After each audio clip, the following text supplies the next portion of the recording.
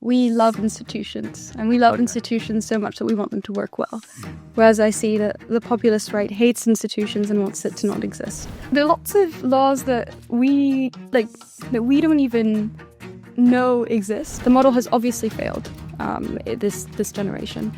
But once you start looking at why it has failed. Hello and welcome to the Institute of Economic Affairs podcast. I'm Tom Clougherty, Executive Director of the IEA, and today I'm going to be talking to Julia Willemyns, the co-founder of the Centre for British Progress. We're going to talk about growth, abundance, and how Britain can get its dynamism back. Before we do that, though, please subscribe to this channel and please sign up for our Substack at insider.iea.org.uk. Julia, welcome to the IEA podcast. Thank you so much for having me. So first question, you are the co-founder of the Centre for British Progress. But before the Centre for British Progress, there was UK Day One. One sort of grew out of the other. Can we just start with UK Day One? What was the idea there? What were you trying to achieve? And I suppose, how well do you think you did? So UK Day One was an election year campaign or project of sorts. We'd never really had the explicit idea of starting a think tank. It started as a part-time project for me and for David as well. Initially, we took this model that I had seen work in the US. So the Federation for American Scientists in 2020 did this program where they crowdsourced policy ideas primarily from the science and tech fields. And the idea was to get more expertise, technical expertise into policy ideas and feed those into government. So we took this model, this crowdsourcing model, and we tried to apply it to the British state. There was a couple differences. We didn't really know the election was going to happen. It happened much earlier than any of us thought it would. We also ended up expanding our scope beyond science and tech policy. So we still were very interested in science and tech policy, but we very quickly realized that actually one of the biggest barriers to progress in the UK is economic growth. Our model of what economic growth looks like involves science and tech, and that, future-looking frontier growth is really important to it, to our view of what growth looks like in the UK. But there were lots of low-hanging fruits, lots of catch-up growth that we thought could be done. So we started expanding into things like infrastructure, planning, etc. And at one point, I think of it quite clearly. David and I were sitting at number 10, and I remember turning around to him and saying, well, I had this whole plan to move to America and do law school. And I said, I don't think I'm going to go to America, am I? And from then we decided, actually, there's this incredible opportunity to be speaking about these topics with this new government. We should be harnessing that opportunity, and that's where Centre for British Progress came in. And so you launched in April with a really good essay, kind of laying out your mission statement, I guess. If you can get through it all. Yeah, well, I have got through it all, and I think it's great, actually, and I might draw on a few bits and pieces of it. But I think in that essay, you identify a kind of gap in the market that you were trying to fill, and that you say that there is no progressive organisation that is focused on policies for British growth. Is it fair to say that you're particularly trying to talk to the centre-left or to a Labour government at the moment? Obviously, I know you're a non-partisan organisation, and sort of people working for you come from a variety of ideological backgrounds. But is that sort of very specifically what you're trying to do, to get the centre-left in Britain to be more pro-growth? So we care about policy impact. And if you want immediate policy impact, you're always going to want to be talking to the party in power. So ultimately, strategically, there are many good reasons to do this. But we also think that there are narrative reasons why the left should care about growth that haven't been made, or arguments that haven't been sufficiently made. Ultimately, we care about human progress, and we see economic growth and material abundance as not a sufficient condition, but a necessary condition for human progress. So if you look at poor countries, and you look at violence against women and girls, and you look at child mortality, I think all of these things are very linked to lack of material abundance and opportunity, etc. So that's the sort of extreme case. there's also lots of economic literature showing that if you really care about opportunity, if you care about economic mobility, if you care about inequality not getting too extreme, you should be looking at economic growth. So I think there's Thomas Piketty's book, I think makes a very good case for this. Maybe not explicitly, but that was the takeaway that I got from it. And I think there's a couple of thinkers on the left that have sort of come around to thinking that economic growth and scientific and technological progress is actually really important for human progress. Ezra Klein obviously is one of those thinkers, and abundance. I think there's many things in abundance we agree with, and the focus areas I think are focus areas that we've also looked at.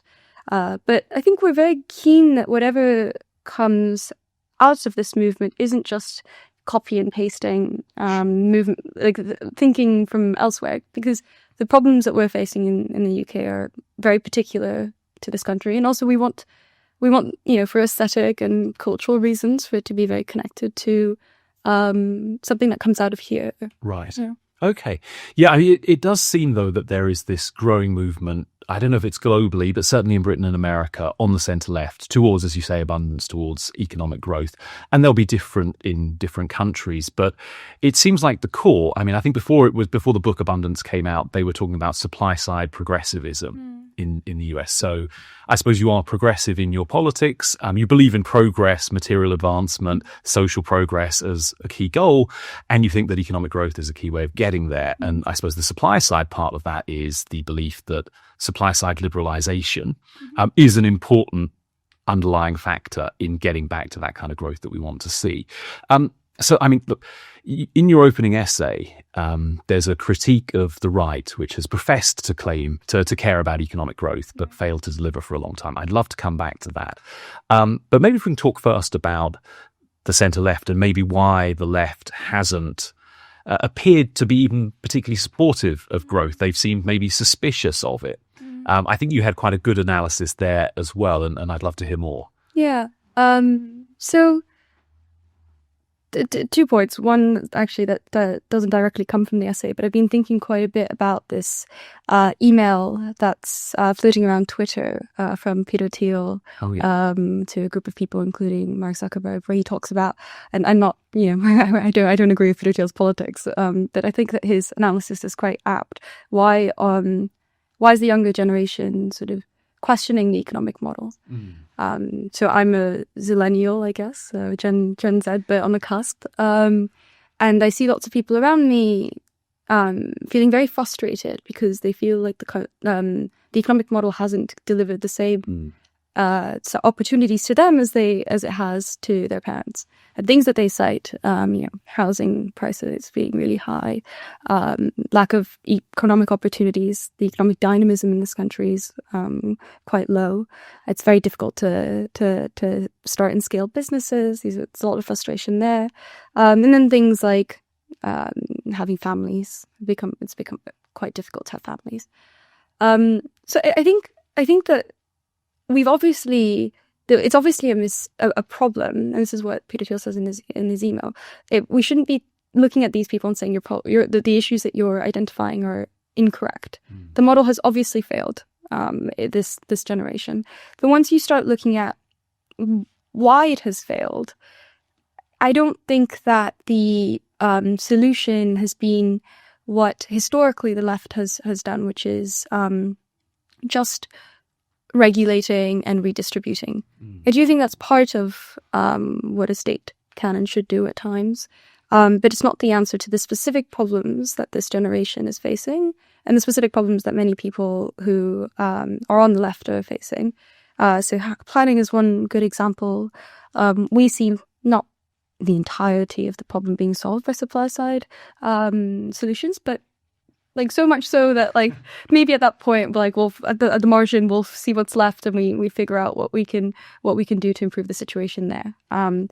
And similarly with market dynamism, we think that like if you have a dynamic economy and people have opportunities to take on incumbents and fight rent seekers or whatever you want to call them, you end up getting this social mobility that gives both some, like a cultural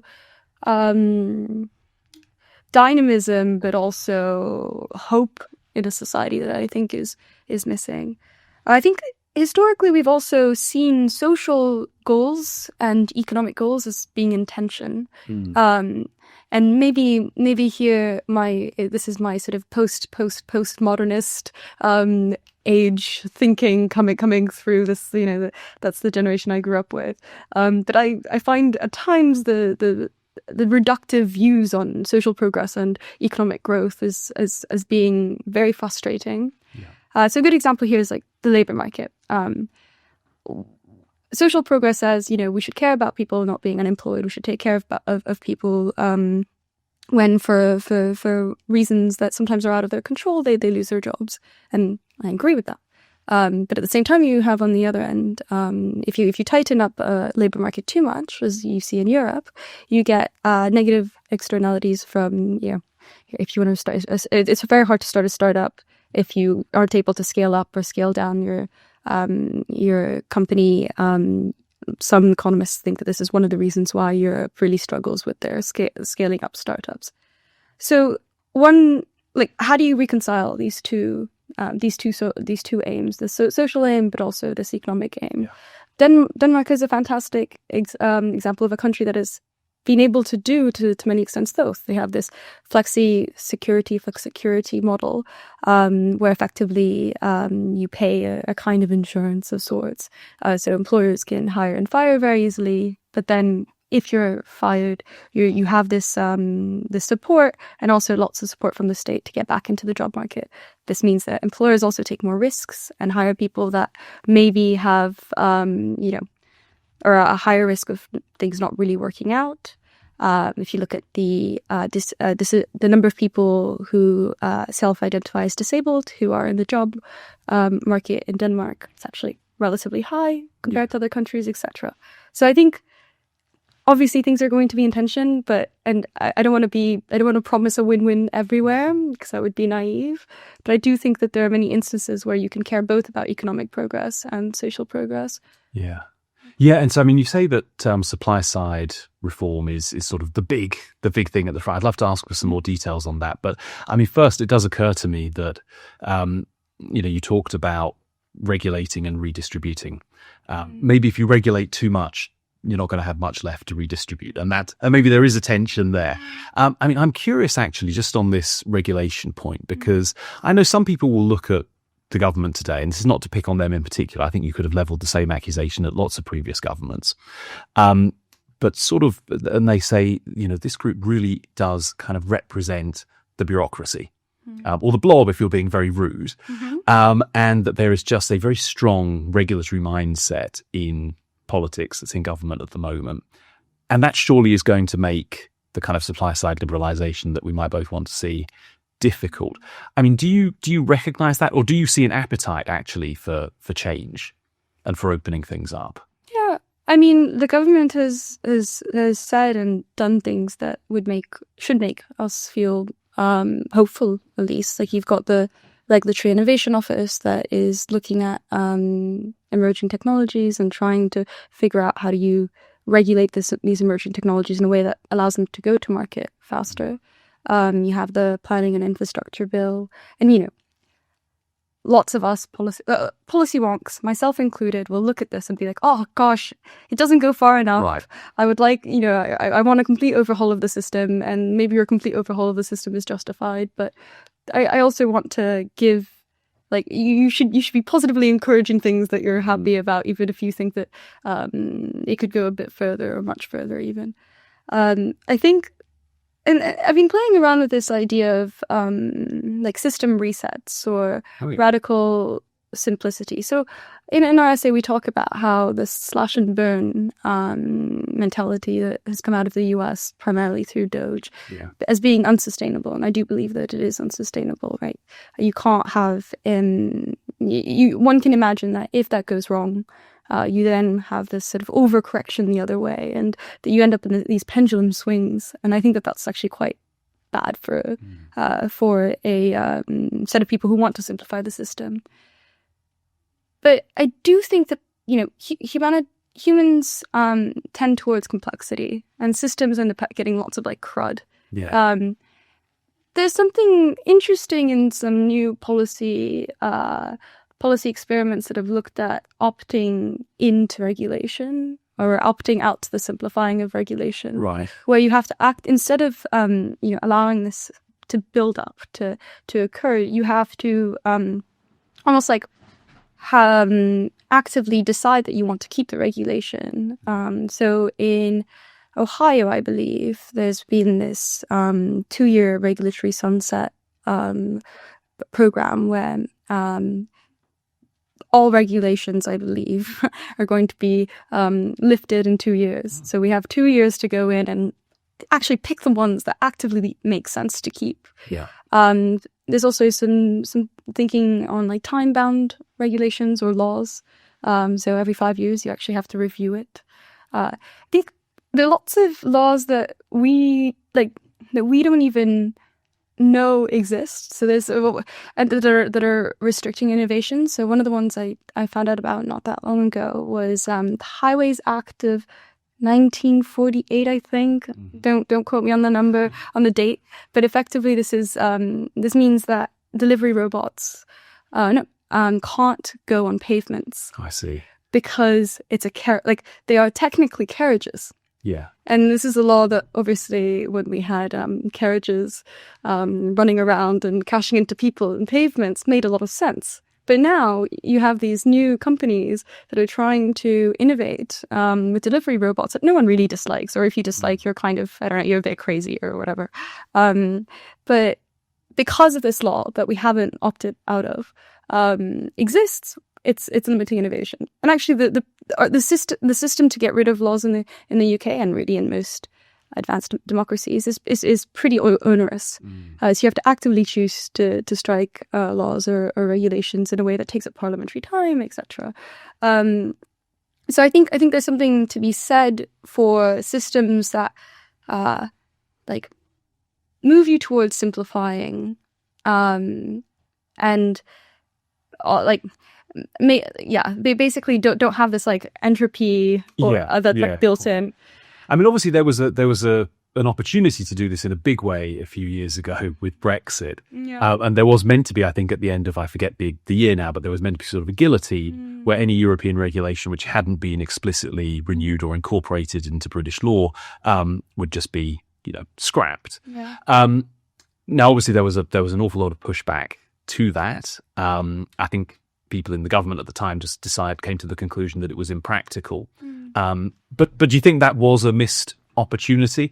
Without necessarily commenting on specific regulations, I mean, it sounds like that's the kind of thing that you would like to see, whether it's in a Brexit context or not, obviously. Yes. So I'm not going to comment on Brexit itself. But I do think that was a missed opportunity. So the historical analog is the Glorious Revolution. And what if you had kept all the systems before it was most of the time when you get system resets, there are lots of negative effects, like it's war or revolution, and that's pretty bad because people die, assets gets destroyed. It's bad for economic growth and for moral reasons as well. But if you're given an opportunity where it's going to happen anyway, and the costs exist, but it's not like people dying on the street. You should probably use it as an opportunity to reset a system. I like this idea of system reset. I mean, can we reset the planning system? Can we reset the energy regulation that we have? What are your kind of thoughts? I think those are two of the big areas of focus for you, right?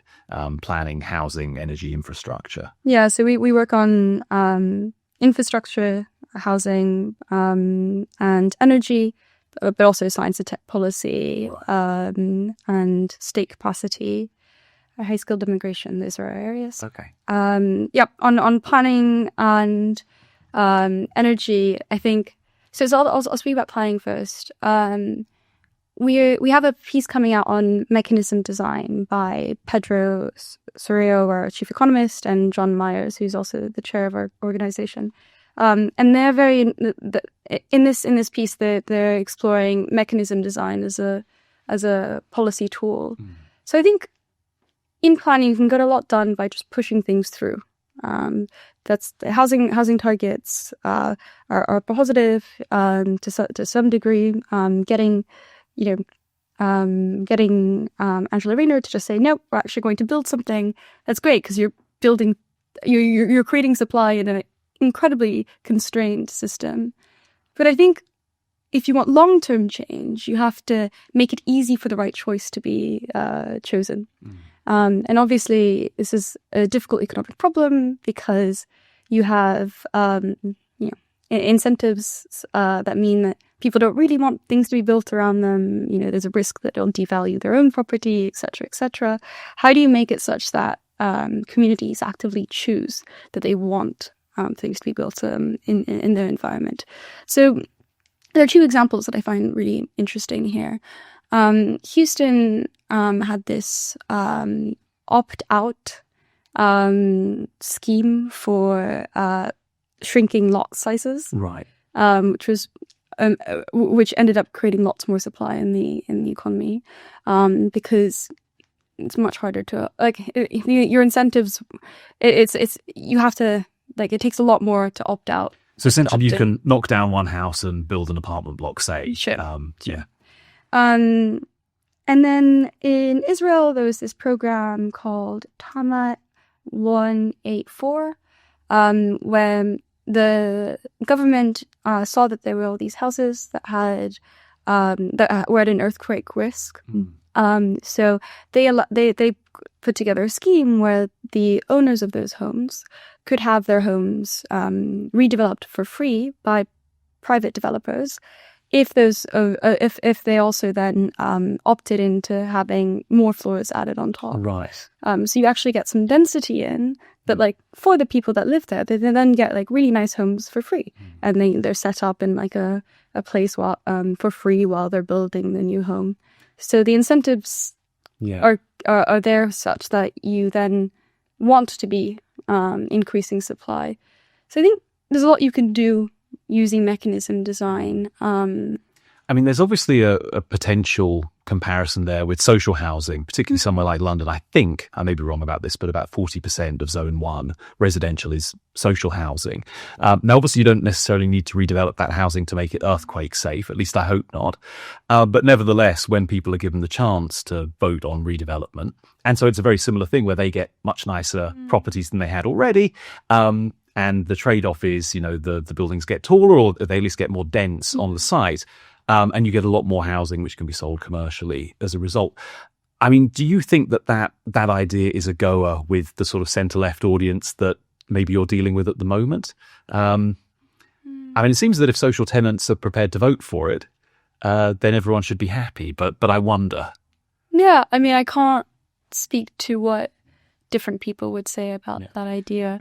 I think there's if people choose for something to happen, it seems to me that people should be able to self-determine when it comes to their homes. But it's not something that I've pushed on particularly. Yeah. And I guess on energy, you seem to be big proponents of nuclear. Yes. Yeah, and I don't know, maybe if this is an area where, there is a little bit of divergence from the kind of free market pro-growth side, in that I think you are much more comfortable saying we should just do nuclear. Or we should just do small modular reactors. Is that a fair characterization, that you're not wholly opposed to the state saying this is the way we need to go and we will de-risk the project and just make sure it happens? So we care about clean energy. We also care about energy abundance. So the UK has some of the most expensive energy in the world, if not the most expensive industrial energy in the world, I think. That's a constraint on business, but it's also really bad for consumers, right? We see this in our energy bills. If the state didn't subsidize our energy bills, it'd be much, much worse. So our view is that you want firm power for sort of technical reasons that I'm not the energy person. So I'm not going to contradict you. So you want firm power, and you also want clean power, and you also want cheap power, so abundant power. We think nuclear is an incredible opportunity to provide all three. Nuclear is very expensive currently because of the constraints we've placed upon the industry, constraints that we think are unnecessary. Not all the constraints, right? Like, you don't want to completely deregulate the nuclear industry. But if you look at other countries like South Korea, like France historically, Russia, some places in the Gulf, they've been able to build out nuclear power at relatively cheaply. Historically, you had France's energy makeup is almost it's more than 50% nuclear. I think it's at 70 currently. And that's the benefit of that is nuclear power plants can provide power for a very long time as well, reliably. So France hasn't had the same struggles with energy pricing as the rest of Europe, in part because of their nuclear power. So there's a security point there too. If you think, and we can debate whether or not we think that this is important for sovereignty or for security. There are very legitimate debates to be had there. But if you think that having energy maybe not complete independence, but some kind of energy sovereignty or some kind of homegrown energy, because you don't want to be at the mercy of Russia invading Ukraine, etc. Nuclear is a really good option. The UK isn't very sunny. It has wind, but wind has its own struggles. But it does have land where you could build out nuclear. Yeah. Yeah. So I guess you're not just saying go nuclear. You're saying let's make it easier, let's make it cheaper, and sort of let's change some of the institutional structures and regulations around that as well. And I realize I didn't answer your question. So I think if you were to do that, you would get more private investment. Right. You see some private investment already. In the US, there's more private investment coming up, in part because of the huge demand of AI infrastructure, but in part also because there's at least a stated aim of making the regulatory environment easier to build in. But I don't know, like in to some extent, government investment in places that only government's really well placed to do the investment, or is the best place to do the investment, and there's increased productive capacity in the future. Is that an instance where you take the gamble and you say, actually, it makes sense for a government to intervene? So, like France did in the 70s, will I be completely opposed to that? I don't think I'm dogmatic. Yeah. Maybe it doesn't. It doesn't make sense if it's as expensive as it is today. But if we're able to get the costs down, and there are some information asymmetries, and private investors aren't coming in because they don't believe the regulations actually going in, maybe you do a French move. I'm not sure. Okay. So alongside supply-side liberalisation that we've talked about, one of your focuses is on market dynamism. So I guess this is about having more startups, more scale-ups, just more growth, more market entry. Am I kind of understanding that right? And I suppose the question is, if this is the focus, what kind of policies are you pursuing, or do you think government needs to pursue to enhance this market dynamism? Right. So we're maybe taking a step back. Why do we care about market dynamism? Because it's better for growth. It's better for innovation that creates new technologies that improve people's living standards, etc. But we also think it's important for social mobility reasons, and to keep capital flowing across the entire country. When market dynamism, when you have a stagnant market, not only are there growth effects, but there are effects with accumulation of capital in particular areas of society, and we think that that's something that's bad. We're looking at market dynamism in various ways. Part of it is regulatory. So when you have really high compliance costs for businesses or in sectors, sometimes that creates moats so that new entrants struggle to break through, especially with emerging technology. Sometimes you see this. There are particular policy areas where we think this is particularly important to look at. So one of the areas that I have, for my ills, waded into because it's very politically difficult is the copyright debate and the AI and copyright debate. And there are various arguments I run for a more liberal regime where you have a text and data mining exception. But one of the arguments that I run is actually having a licensing regime, it will keep challengers in this industry out. Not only because it would mean that in the UK we would have more strict rules compared to places, to companies that are training in other countries like the US, so it'd be hard to compete there. But also because actually you don't get this room to test things out if you then want it to be a commercial product. So there's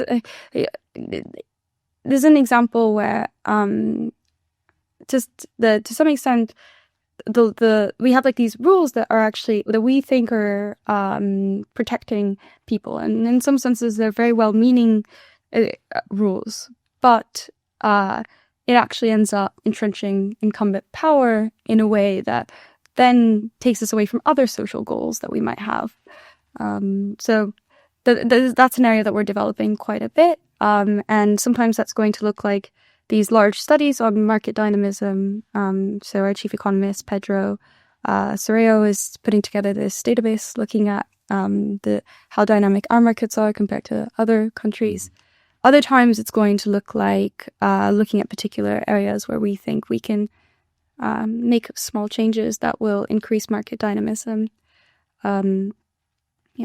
Yeah. Okay. I mean, I said we'd get to your critique of the right. Yeah. Under those who've sort of traditionally seen themselves, I suppose, as the big advocates of growth, but appear in government not really to have delivered very much of it at all. So let's talk about that. So, I mean, in that launch essay for the Centre for British Progress, you said, that the right claims to be focused on growth, but they've neglected infrastructure and public services. They favoured existing capital and rent seeking over real kind of entrepreneurship and dynamism. And crucially, they failed to build anything. So is there anything there that you wanted to expand on? I mean, I guess I'm particularly interested in this favouring existing capital and rent seeking argument. It's fairly clear where you're coming from on the other two, I suspect. But on that one in particular, what's the nature of the critique there? Yeah, so I think it's the three dichotomies that we put together were building and blocking. Then we had conservatism and dynamism. I think that's the point that you're talking about, and I guess that's to do with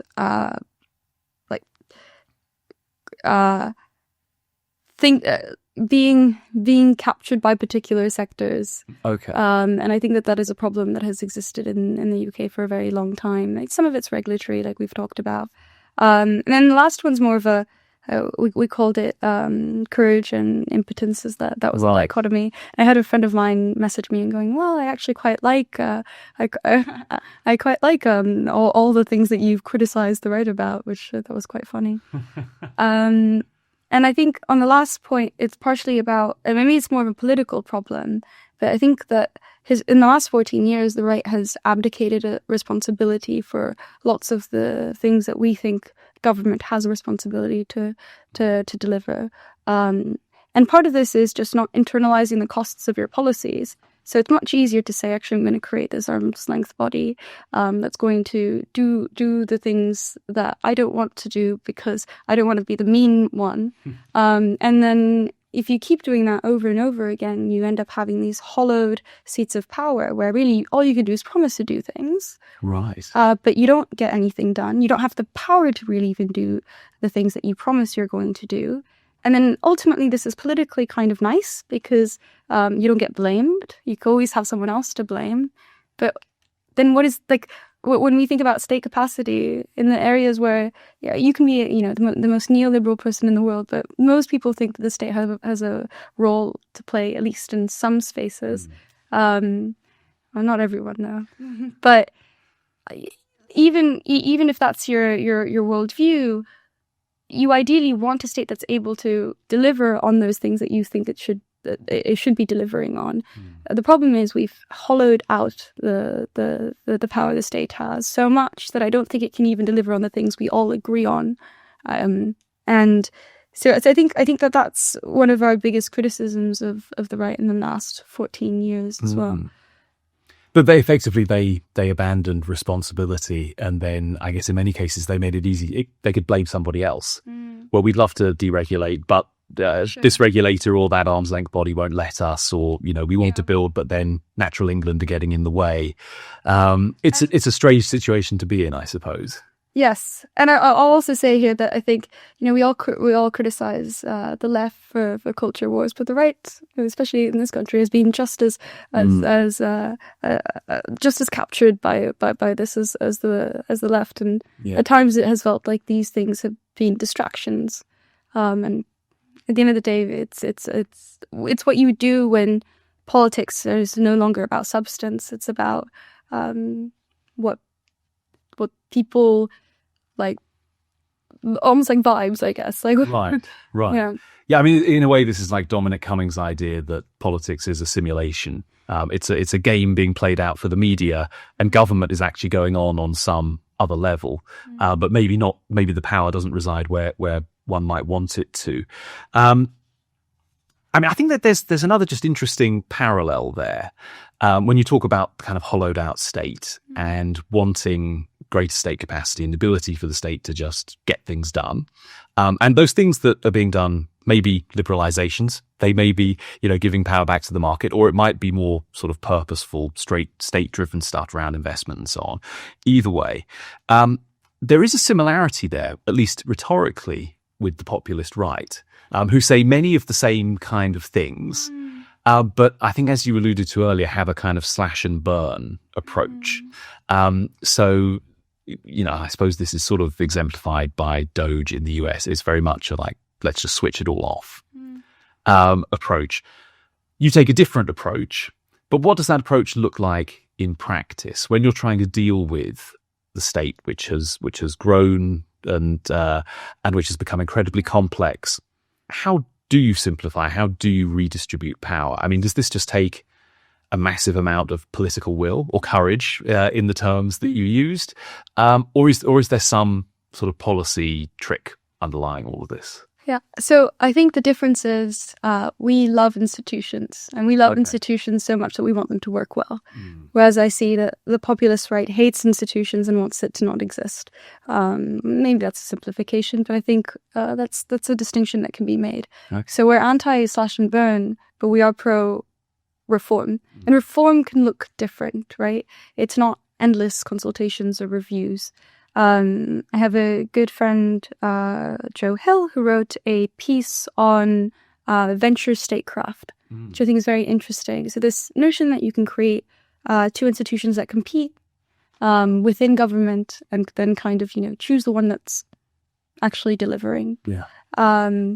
There are, lots of things you can do that empower people within the state to follow social goals without taking away I guess this goes back to the point I was making about hollowing out the state. I actually think that our view is that you don't want to hollow out the state.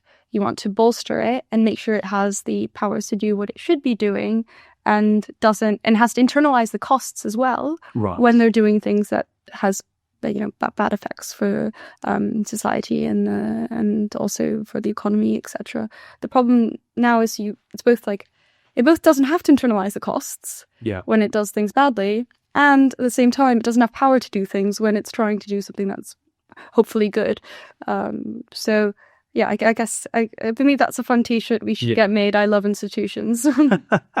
I'm sure it will sell like hotcakes. Yeah, and I wouldn't normally do this, read something off during a podcast, but I sort of copied this from your launch essay, and I just thought it was really well put. So let me do that. We've collectively chosen not to build. Instead, we borrow from the past, living off infrastructure, institutions, and housing stock inherited from more ambitious generations. We borrow from the future, drawing down public goods without replenishment, leaving the costs to those who come after. And we borrow from each other in a zero-sum contest over access and ownership, where wealth comes not from what we make, but from what we already hold. Is that sort of a very poetic mission statement for the Centre for British Progress? That in a nutshell is the kind of ethos or culture of ideas that you're trying to change? Yeah, I guess it's the diagnosis, Right. of what's wrong, and then we have our own hypotheses about what we need to do to change things. That includes, changing the rules of the game. Sometimes it includes investment. It includes building. It includes, supporting ambitious people inside and outside of the state, etc. I think in our founding essay, if anyone gets through all of it. You shouldn't be so modest. It's a good read. People might end up with a pretty good view of the diagnoses. So what's wrong, I think, is very clear to us. And then I don't want to be so dogmatic to say that we have all the answers. I think our diagnosis is correct, and now we're trying to using those insights as the basis for our hypotheses. Within the political constraints, push certain things through. But I always get kind of nervous when people start saying, nope, this is our mission statement, that's all we're going to do. I would hate to join an organization where at the away day you just read a manifesto and clap. So No, absolutely. Yeah. Well, I mean, plus, if you had all the answers having started in April, it would be pretty embarrassing for us at 70. We don't have all the answers yet either. So that's great. I mean, one final question, Julia. What are you most optimistic about? I mean, I guess the Centre for British Progress majors on optimism. Where do you think that big breakthroughs can be made, say, in the next 5 years? So the thing that makes me most optimistic is the talent here. So people and in Europe generally, problem is lots of them leave. But really, I think we're the biggest producers of public goods in the world, and that's our human capital. So to some extent, I think people shouldn't be so modest about what we're really fantastic at doing. Certain really talented people, I think, also can turn the dial on things. So I don't completely subscribe to the great man theory, but I think that there are great examples of people that have been empowered to do things and who are patriotic and have built amazing things for Britain. Demis is a really good example. You get Matt Clifford going into government. I think he's also a good example of someone who's really trying to change the country. And I think that's like the thing that I keep going back to. You can, this is it's become such a policy meme, but you can just do things. If you have an idea, you can be both an actual entrepreneur, but also a policy entrepreneur, and push for things to be different.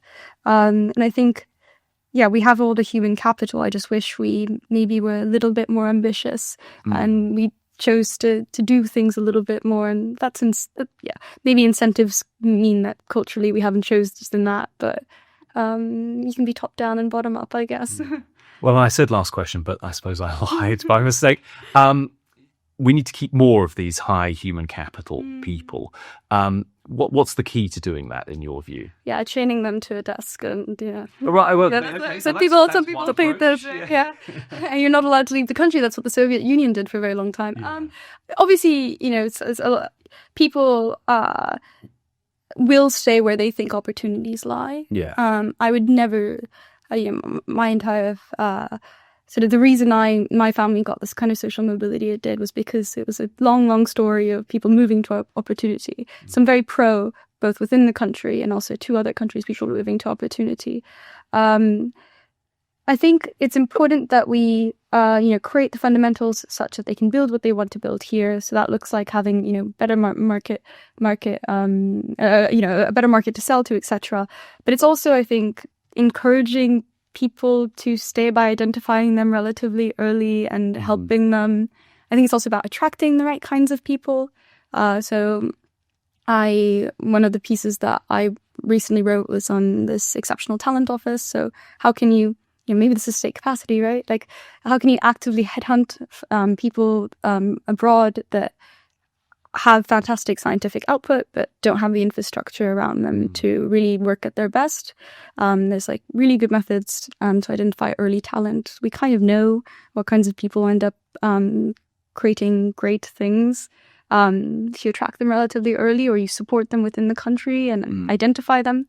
I do believe in the lost geniuses theory. I'm sure there's so many people around this country that haven't been given opportunities, that have inherent talents, that if you were able to tap them, they would they would be able to expand their productive value to society, to be quite clinical. So I think all of these things are really are really important. But I come from like a very liberal view of if people are leaving, we shouldn't be angry at them, or maybe you can personally be a bit angry, but that should be an indication that something is going wrong. Yeah. And ultimately, I suppose if we create that culture of dynamism and prosperity and opportunity, people will want to stay and people will want to come. Yeah. There we are. Julia, thank you for coming on the IA podcast today. It's been a great conversation. Thank you.